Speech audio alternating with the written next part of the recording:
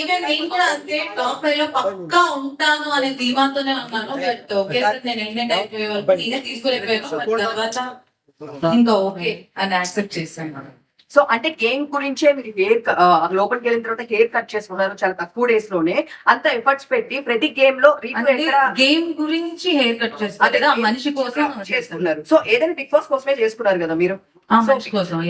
So అయితే ఇంత ఎక్కడ గేమ్ లో కూడా మీరు చీటింగ్ చేసినా ఇంకొకటి చేసినా గేమ్ ఎప్పుడు లూజ్ అవ్వలేదు. సో గేమ్ కోసం 100% ఆడారు కదా. సో మీకన్నా గేమ్ ఆడే వాళ్ళు చాలా మంది ఉన్నారు అక్కడ.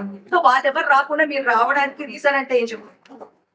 No idea. అందుకే నేను షాక్ అయ్యాను. నేను పక్కా ఉంటాననే దాంట్లోనే ఆ బాటమ్ 2 లో పెట్టినప్పుడు కూడా ఇద్దరం, నేను సంధ్ర గారు ఉన్నప్పుడు కూడా నేను రాను అనే దాంట్లోనే నేను కాన్ఫిడెంట్ గా ఉన్నాను.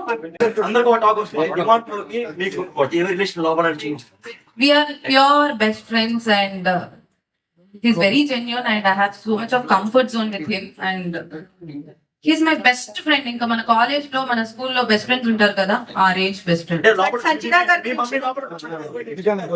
జాగ్రత్తగా ఉండమ్మా, జాగ్రత్తగా ఉండు. మా మమ్మీ లోపలికి వచ్చి జాగ్రత్తగా ఉండు అదేం చెప్పలేదు. గేమ్ బాగా ఆడు అని చెప్పారు. వాయిస్ నోట్ లో చెప్పారు.